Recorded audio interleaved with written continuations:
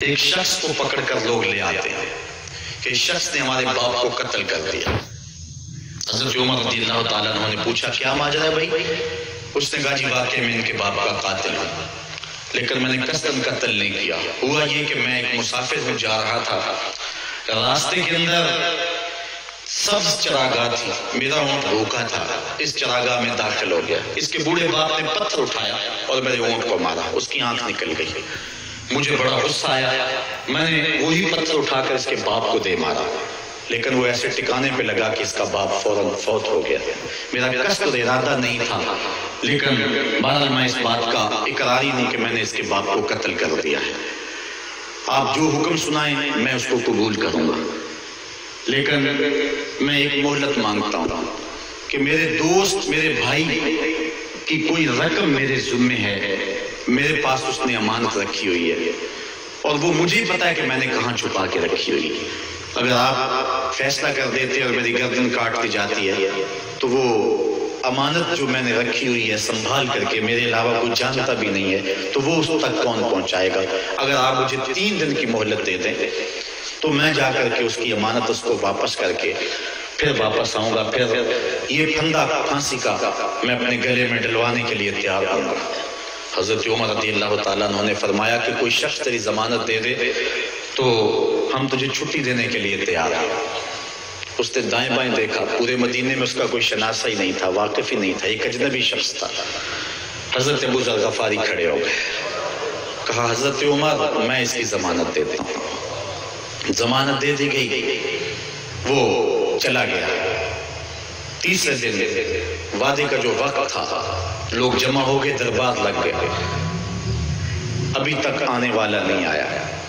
لوگوں نے کہا ابو ذر تو نے غلطی کی ہے، ایک اجنبی کی ضمانت دی اور ابھی تک وہ نہیں آیا۔ اور میاں صاحب فرماتے ہیں ایک بار جو بھائیں اڑ جاندے اور پھر کدی نہ پھنستے نے۔ ظاہر ہے وہ چلا گیا، واپس تو نہیں پلٹ کے، اسے پتہ ہے کہ آگے سیدھی سیدھی میری موت ہے، تو تم نے یہ کیا غلطی کی؟ خیر آپ نے فرمایا کہ اگر وہ نہ آیا تو یہ پھانسی کا پھندا میرے گلے میں ڈال لینا، لیکن بہرحال میں نے اس کی ضمانت دی ہے۔ کچھ عرصہ بیتا کہ دور سے گرد و غبار اڑتا ہوا دکھائی دیا۔ جب صورت واضح ہوئی تو وہی شخص تھا۔ حضرت عمر فاروق رضی اللہ تعالیٰ عنہ کے دربار میں کھڑا ہو کہنے لگا حضرت کسی وجہ سے تاخیر سے پہنچا ہوں، معذرت چاہتا ہوں، اب جو حکم ہے پورا کیجیے۔ حضرت عمر رضی اللہ تعالیٰ عنہ اس کے پھانسی کے احکامات جاری کر چکے تھے۔ آپ نے فرمایا کہ ابو ذر یہ بتا کہ تو نے اس کی ضمانت کیسے دی جب تو اسے جانتا نہیں تھا؟ تو سن حضرت ابو ذر غفاری نے کیا کہا، کہا ایک اجنبی میرے محمد کے مدینے میں پناہ مانگ رہا تھا اور اس نے چاروں سمت دیکھا اور کوئی شخص نہیں تھا جو اس کو امان دیتا اور اس کی ضمانت دیتا، تو میں نے اس لیے ضمانت دے دی کہ نہ بھی آیا تو اپنی جان چلی جائے گی، کل کو یہ تو نہیں کہے گا کہ محمد کے مدینے میں کسی نے ضمانت مانگی تھی، پورے شہر میں کوئی ضمانت دینے والا نہیں تھا۔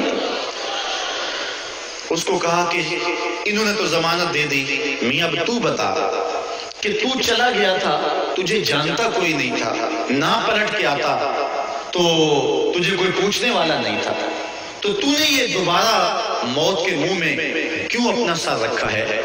تو اس نے کہا کہ میں نے کہا کہ ایک اجنبی کی ضمانت ایسے شخص نے دی ہے جو مجھے جانتا بھی نہیں ہے، اور اگر میں نہ گیا تو لوگ قیامت تک اجنبیوں پر بھروسہ نہیں کریں گے کہ اجنبی یوں سلوک کیا کرتے ہیں۔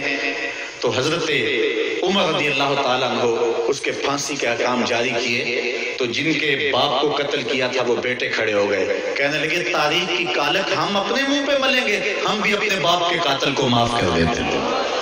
یہ ہماری تاریخ ہے، یہ ہماری کہانی ہے، لیکن آج ہم کس جگہ پہ کھڑے ہیں اور کیا ہماری صورتحال ہے؟ نہ ہمارا کردار رہا اور نہ ہمارا کوئی تشخص رہا۔ آج ہم نے اپنا تشخص بھی مٹا کے رکھ دیا، اپنے طرز زندگی بھی بدل دیا، نہ ہماری باطن کی وہ روشنی رہی، نہ ظاہری وہ صورت رہی کہ ہم پہچانے جائیں کہ حضور کے غلام ہیں، بلکہ آج بھانت بھانت کی بولیاں بول رہے ہیں۔ اقبال نے کیا کہا تھا، اپنی ملت پر قیاس قوام مغرب سے نہ کر، خاص ہے ترکیب میں تجھے قوم رسول ہاشمی۔